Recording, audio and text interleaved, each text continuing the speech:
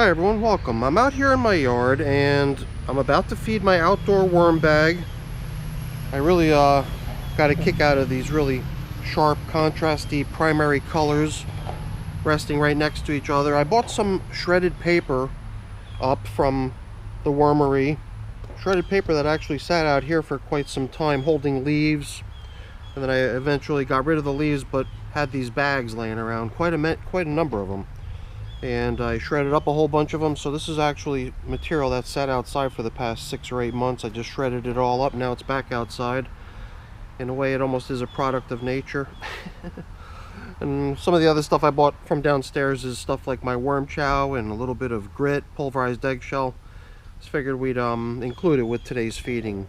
A variety of different yummy stuff for the worms today. A lot of people also question sometimes what's the deal with my garden, so I just figured I'd really quickly include it in the frame today, since I was bringing the camera outside anyhow, in order to feed the outdoor worm bag.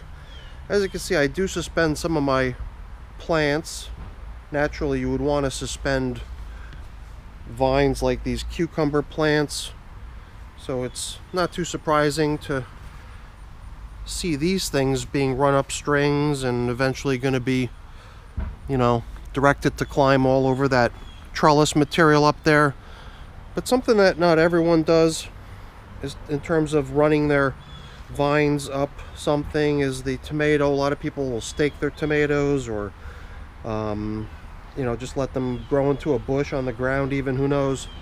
I like to use these suspension method little gizmos that I created over here to prop up the tomato plants and basically let them run up these strings. Gives them a whole lot more real estate to live in, so to speak. Nothing too fancy. I just sort of made my own personal rendition of the tomato hook. Instead of a hook, instead of like a spool that they use on the commercial products, I just created a little bit of a an anchor point, a cleat if you will, and just a hook on top so that I can suspend it up. Very simple stuff. Just using the, you know, commercially available tomato clips. Alright, let's go feed the outdoor worm bag. I think they're due. I can see signs of something digging. A couple little holes over here. This was also chewed out by something that was curious of the contents of the container. Luckily, this piece of plywood does manage to keep most of the inquisitive creatures out, at least the bigger sized ones. So last time when we fed was 12 days ago. We have an isopod. 12 days ago they got some radish leaves, something that might have been frozen. I mean, yeah, I'm almost always freezing the foods that I'm giving the worms, so almost certain that it was frozen. And I would also have to assume that it's probably gone by now. Material's got a nice moisture content to it.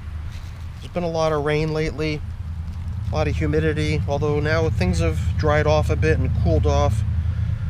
So very nice, pleasant summer day out here. Yeah, I mean, my plants are not as big as they could be. I really dawdled, as I do often, when it came to planting my stuff. I mean, I have a final frost date, just like every grow zone does, but when I was looking at the extended forecast weeks before that, there had even then already been absolutely no signs of us coming anywhere near frost temperatures, so I probably could have even gotten my garden started probably a month or more earlier than the typical frost date for my region, my grow zone. But I procrastinated like I always do with everything. Alright, so we just took a quick spin around the outer edge of the container, and we're not going to find any radish leaves. I could say that for almost certain, but one thing we're going to definitely bump into is the remains of a mango seed. One that we have been able to track the progress of half of it, which is this piece, which has been torn open examined many times. Pretty sure by this time the actual seed that was within this husk is probably long gone. Maybe we'll see a little tiny fragment of its own little shell or skin that it's got. But the other half of it, we looked and looked and looked for weeks and couldn't find it, but last time we did finally bump into it, so it was kind of a exciting check-in last time that we were able to locate that other half of the mango seed that we had cut in half so long ago. That looks like some banana stem gradually coming unraveled from itself. And when we were in here last time, we had both of those seeds in my hand, and we made a conscious effort to position them right next to each other in the feeding zone, so it'll be very easy to locate the next time. And obviously I'm not having as much luck as I would hope in locating the other half. Kind of makes me wonder if I could have just unearthed it with the excavation of the feeding zone. I definitely saw no signs whatsoever of anything that even vaguely resembles radish leaves. So far, just that old half of a mango seed. The other half of it was not so far along, I believe. It was still kind of holding together pretty strong. It even still had a good bit of the seed. Here it is, I finally found it. I don't know why I always have such trouble tracking this thing down. But there's, just like we found last time too, tons of worms hanging out down inside of it. There's only maybe a quarter of the seed that remains in this half that was still in there, and they were working hard at nibbling it down. So they're, I don't know.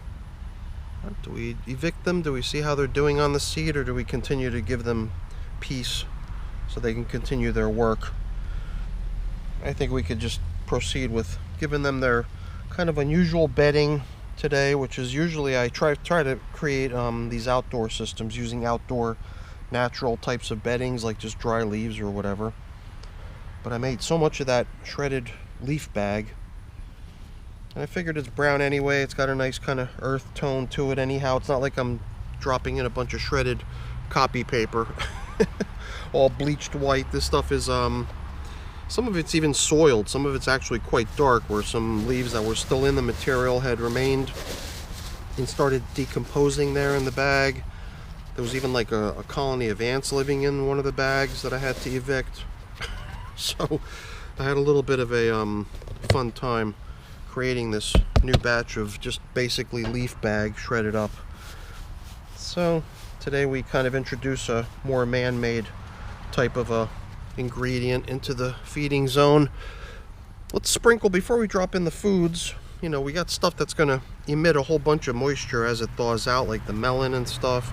And as those juices start to come out of the frozen fruits and veggies, I like the idea of them dripping down onto this collection of dry shredded paper bag. You know, all the juice that's locked up in these things, that's just going to come oozing out onto the dry paper below. All these things too, just fried, frozen bits of lettuce and cucumber skin and radish, all good stuff that's gonna probably kick off a good bit of moisture as it thaws out and as it breaks down. So that's actually a pretty nice feeding. It had some good weight to it. Didn't look like that much had been provided when I just looked at it in the little tray, but when I lifted it up, it had some good weight to it. So let's also turn to one of the things that I don't always bring out to include in the feedings here. Down in the worm area, it's right, down in my wormery, it's right there on the shelf waiting for me to just, grab it and use it whenever I want to. Here I usually bring up a little care package of this stuff so that I can include it in the feedings. And today I just figured I would grab the whole container, bring it on up. So here, once again, I guess we'll return our kind of very slow composting long-term item, the avocado seed, or mango seed, I'm sorry. Avocado seed's different, but also has an interesting breakdown process in the worm bin. So I think we're done feeding today. Nice generous portion of a somewhat different type of bedding material than we usually use out here. It'll give the whole batch a somewhat unnatural appearance until the stuff starts to lose its stripped cut shape, shredded paper shape. But that's alright. We don't come out here too often anyway. We'll probably see that stuff for 1 or 2 check-ins, and then it'll probably start breaking down to the point where it's not really recognizable anymore. Alright everyone, that's our check-in with our outdoor worm bag version 5.0 as we call it, since this is the 5th year I've been doing these outdoor bags. And you know, I think I even did this last time, as I sort of pinned this cover up a little bit above the surface of the material, although you know it doesn't take a lot of weight to push it down.